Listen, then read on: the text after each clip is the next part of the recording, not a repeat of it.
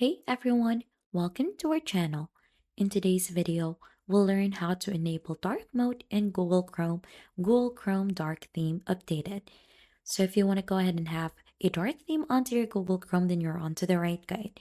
So just make sure to go ahead and install this specific extension on your Chrome Web Store. So just search Chrome Web Store onto your local browser, and here onto the search bar, search for dark theme.